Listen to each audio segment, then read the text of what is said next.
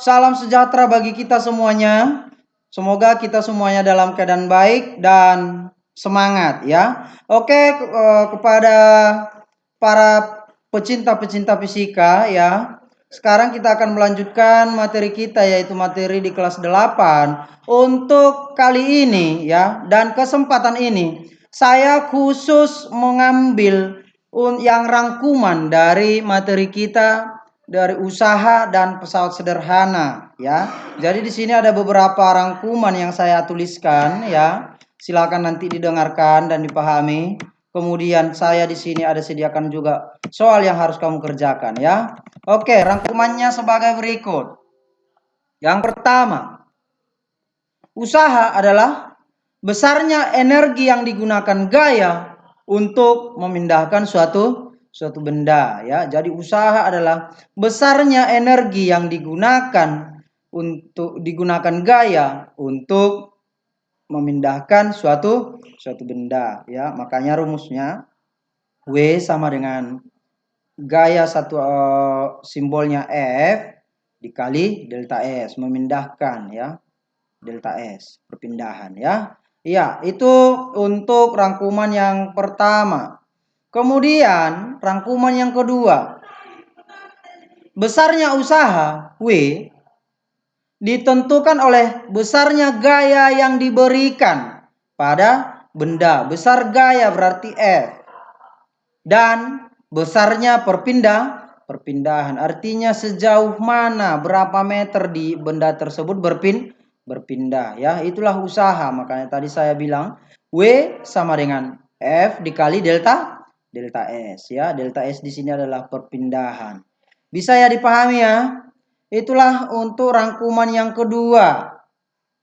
Kemudian kita masuk ke rangkuman dalam pesawat sederhana. Ya, sebenarnya di awal ini saya sudah jelaskan, akan tetapi di sini saya sebutkan kembali untuk mengingatkan supaya jangan lupa ya. Iya, pesawat sederhana adalah alat yang digunakan untuk mempermudah pekerjaan manusia. Dan contoh-contoh untuk jenis-jenis pesawat sederhana sebelumnya pun saya sudah sampaikan ya, contoh-contohnya itu apa. Dan nanti juga saya akan sampaikan juga karena di sini saya sudah tuliskan ya. Itu yang ketiga. Kemudian yang keempat, keuntungan mekanis atau KM adalah bilangan yang menunjukkan berapa kali pesawat menggandakan gaya. Artinya berapa kali pesawat sederhana tadi itu menggandakan gaya. Seperti kalau dia katrol ya, katrol tetap, kalau dia katrol tunggal dan katrol berporos ya, itu berbeda-beda. Jadi keuntungan mekanisnya itu sudah ditentukan di situ ya. Di materi kita yang hari Sabtu. Hari Sabtu ya, di situ sudah jelas saya sampaikan ya. Itu dia kalau keuntungan mekanis atau yang disimbolkan dengan KF, disingkat dengan KM ya. Iya. Kemudian rangkuman yang kelima.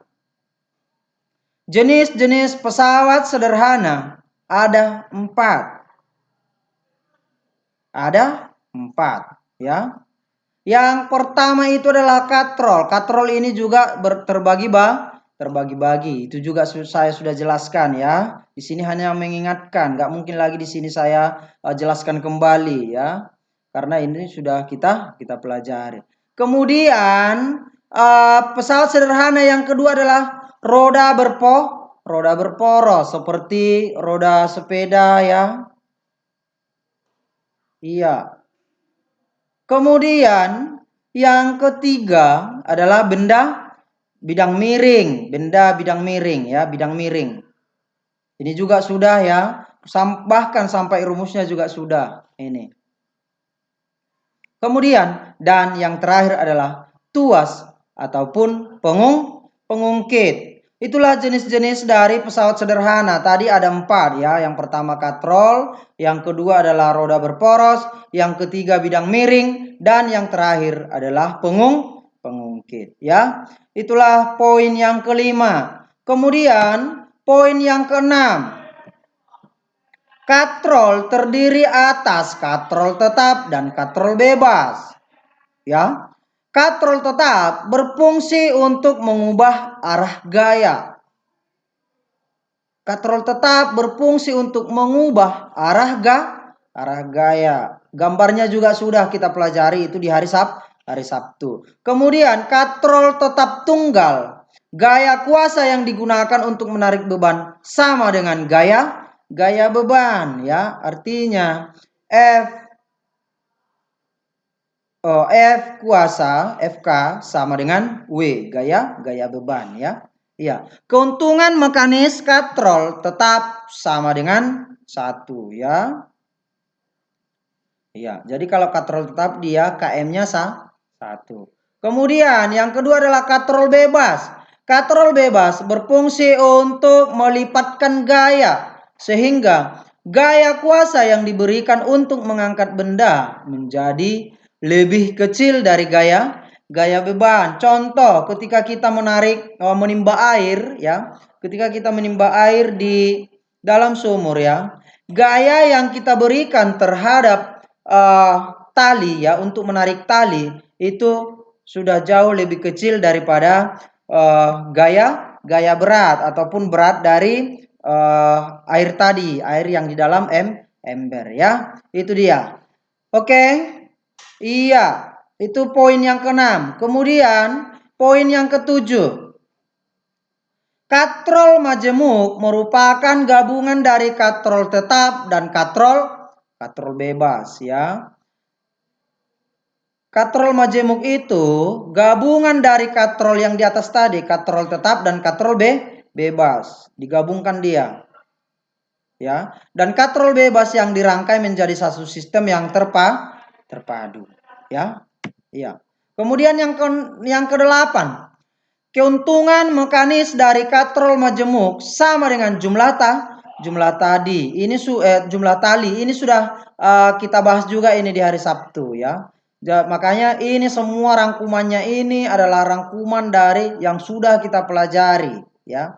Jadi ini saya ingatkan kembali, saya mengingatkan di sini. Oke? Itu. Kemudian poin yang kesembilan, beberapa benda yang menerapkan prinsip roda berporos diantaranya roda sepeda tadi sudah, ya. Kemudian kursi roda dan sepatu roda, ya. Iya, yang menggunakan roda, yang menerapkan prinsip roda.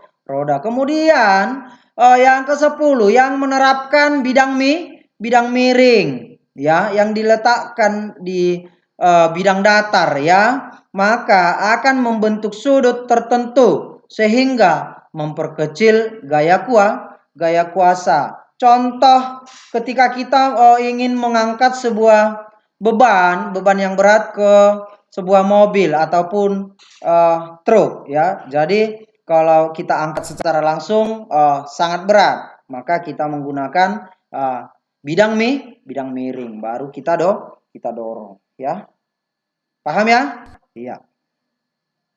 Oke, kemudian yang 11. Beberapa benda yang menerapkan prinsip bidang miring, diantaranya ini yang sering, ya. Ini yang sering seperti tangga, ya. Tangga dibuat dia agak miring sedikit, ya, supaya tidak terlalu supaya tidak terlalu curam, ya. Ya, jadi sehingga kita untuk menaiki tangga itu tidak terlalu capek, ya. Iya, kemudian skrup, ya. Kemudian pisau di sini maksudnya tahu yang mananya? Iya, ketika pisau kita diasah, ya, diasah dia kan berbentuk miring itu kan, jadinya kan akan miring di sini, sehingga dia tajam, maka bisa kita buat untuk pemotong, ya. Itu yang ke-11. Kemudian yang ke-12, pengungkit terdiri atas 3 jenis, yaitu jenis yang pertama yang titik tumpunya terletak di antara beban dengan kuasa, artinya di tengah, ya. Di tengah, ya. Jenis kedua Titik bebannya ada di antara titik kuasa dan titik tumpu. Ya. Jadi bebannya itu, titik beban ada di antara titik kuasa, yaitu kita yang memberikan gaya, gaya tekan, dengan titik dan titik tumpu. Ya. Kemudian jenis yang ketiga, titik kuasa ada di antara beban dan titik tumpu. Ya. Titik kuasa ada di antara beban dan titik tumpu, ya. Sampai di sini bisa dipahami, ya. Kemudian poin yang terakhir, ya, rangkuman yang terakhir, contoh-contoh benda yang menerapkan prinsip pengungkit. Salah satunya adalah gunting, ya, gunting. Kemudian linggis, ketika kita gunakan linggis untuk mengungkit suatu benda.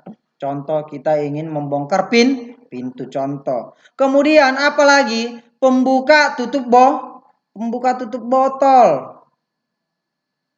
Kemudian yang terakhir adalah sekop, ya. Sekop juga salah satu yang menerapkan prinsip pengungkit, ya. Oke, demikianlah yang bisa saya jelaskan, saya sampaikan pada saat ini, ya. Jadi dari rangkuman ini, dari ke-13 rangkuman ini, ke-13 poin ini, ya, silakan kamu catat kembali di buku kamu, ya, dan jangan lupa, ya. Sebenarnya ini kita sudah pelajari. Jadi di sini saya hanya ingin menambahkan, ya, dan sekalian mengingatkan. Jadi di sini saya sudah menyediakan tugas yang harus kamu kerjakan. Jadi tugas kamu, ya, silakan kerjakan soal yang dua ini. Di sini ada 2 soal saya sediakan, ya, yang menjadi tugas kamu, ya. Jadi hasilnya nanti, hasil dari tugas yang kamu kerjakan ini, ya, soal ini jawabannya kirimkan nanti ke WA pribadi saya. Buat juga buku panduan kamu untuk mengerjakannya. Apabila kamu sudah mentok tidak paham, ya, silakan diulang-ulangi pelajaran yang sudah kita pelajari. Kalau tidak, silakan juga buka buku kamu, buku paket yang sudah dibagikan sama kamu, ya. Oke, demikianlah yang bisa saya sampaikan. Tetap semangat untuk mengerjakannya dan tetap jaga kesehatan. Oke, demikianlah yang bisa saya sampaikan. Terima kasih.